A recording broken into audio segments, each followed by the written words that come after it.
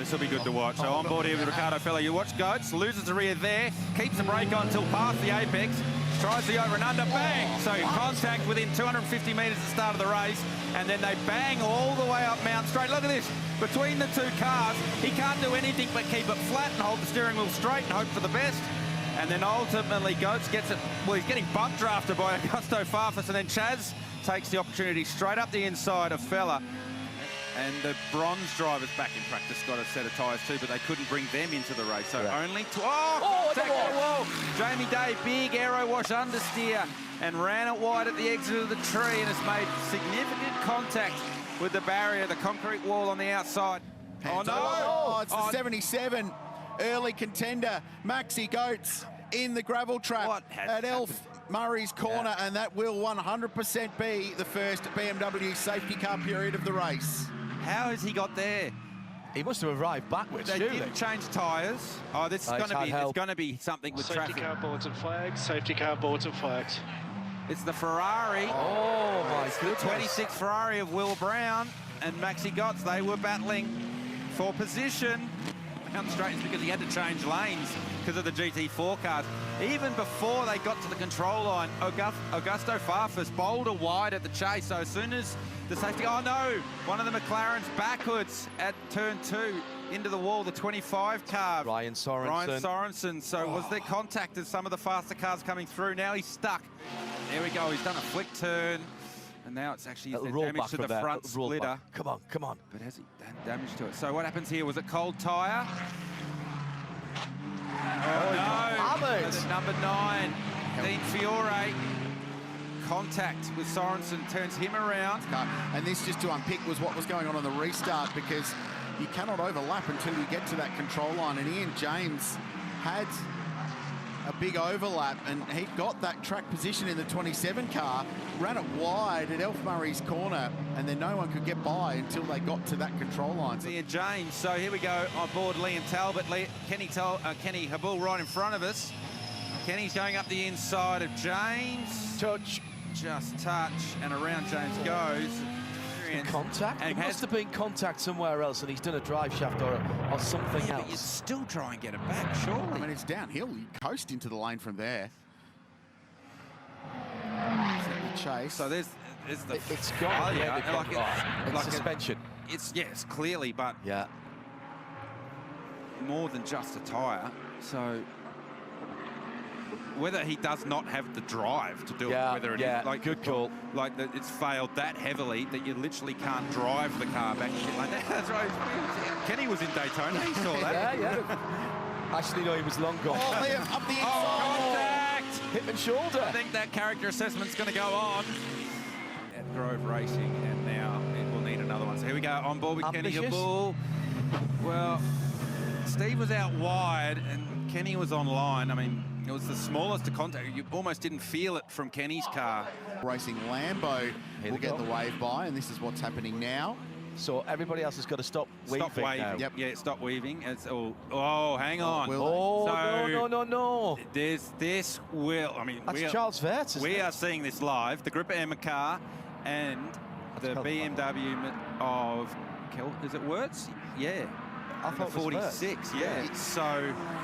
Well, the question is the wave by actually happening wave now? by. We have not given the call for a wave by. So you need to listen to your radios. We're just Thank you very much, Race Control. Race Control. The McLaren took it upon itself to do a wave by, and it started early. Oh, my goodness. Oh, wow. That was... Because... Well, that was race director James Taylor giving the field a clip for not listening to race control. Absolutely. And that is back into the lead of Silver and back into the top 10 for the Aston Martin. He's still on the lead lap. Yeah. Oh, Jade has bowled a wide. And that is as big as you will have without shortening your Mercedes 3 feet. 30-second fuel stop minimum. It squeezes that advantage a little bit, but track position-wise, you're still getting it. Close call at the top of the mountain. Oh, too close. That wasn't close. That was big damage. So, oh no, Superbarn, AMG Mercedes. That's in the gravel trap at the exit of turn 1. James Koundouris is aboard that car right now. That's the silver class second position car, 13th overall. That if he can't Safety get car out boards there, and we flags, go. safety It car will boards bring and out the flags. BMW BMW's in the safety leading. car. But I would imagine everyone will now come to the lane. We're far enough into the stint. So how did Kundouris end up there? He just lost the rear on entry. And we saw Maxi Goetz right back on lap 1 at the start of this race. Near on 6 hours ago, have the same moment. He was able to catch it, but it's caught Kundouris out. You want to get to that final stop, and off the road goes the Pro-Am Ferrari. So the final stop within, let's say, the final 70 minutes of the race, and that's a fuel load for the race, is 30, 32 laps. So about 60 to 70 minutes. You're putting good tyres on there. What you do after that will be dictated by how the race is at, and if there's a safety car... Oh, there was contact. Yeah, with 30 minutes to go, and it was the GT4 car as well. If there's a safety car with 30 minutes to go, that's when you roll the dice and go, right, we'll put our brand new set of tyres on, or a roaded set of tyres for the final stint. Or, if you've got older tyres, do you stay out and roll the dice? Oh, there we're on board with Elliot Shute as he goes around at the chase, and McLaren just finding itself in an awkward part of the racetrack there. For their no, that's the 103 Audi. It could be right now, kidding me? There's a car in the trap at the chase. And I think you might see the entire field peel off into pit lane, because that's not driving out. And Ricardo Fella. Safety car boards and flags. He hasn't made a mistake and driven it in there. There's clearly something going wrong with that car. Remember, right back to the start, there was contact, and Ricardo Fella reported there was damage to that car. So here he is, coming into the chase. On the brake pedal, and it just something happens there, and left front's gone. It looks like a tyre or something. Suspension? Is so far away to actually diagnose exactly what it was, but clearly a failure. Chaz Mostert has lit the afterburners again on the number 26 Ferrari. As in the background. And off goes the, oh my goodness, I can't believe it. Max Martin goes off. I can't remember seeing that before. How has he ended up there? When we were focusing on the... Here we go, see if we can work it out. So, no, he's by himself. He's gone off. So it looked to me, we're on board the Aston Martin of Jamie Day, and it looked like Day was having to drive through a heap of gravel coming out of the chase. And I wonder whether he's dropped a wheel actually at the chase itself, and then when he's changed direction, has had a tank slapper. So yellow flag comes out now.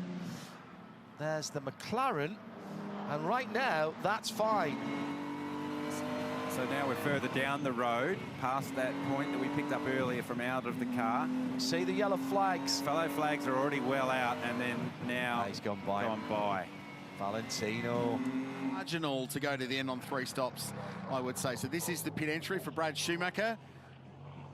Spol's a small wide as he makes his way through the chicane. Could have been much worse. So they lost 4 seconds relative to their rivals. This is how close they came in. Bump drafting at 40 kilometres an hour. They were touching at that point. I think it's fair to say. And Aston Martin signed him as part of their academy for a reason, clearly. But Jamie Day, he is the GT star of the future. Oh, Picarello! He's off! He's finally blinked. And it was without pressure from Will Brown. Coming down to Elfoy Burries here. Yeah. So just tried to carry the apex speed. Got what we call over-rotation with very much. This is on board the number 26 Arise Ferrari, and you can just see losing the rear in the mid-corner. That was the tyre shuttering where it's gripping and releasing, gripping and releasing. He's come to the lane. Stoltz did not come to the lane, so Stoltz has bought an extra lap.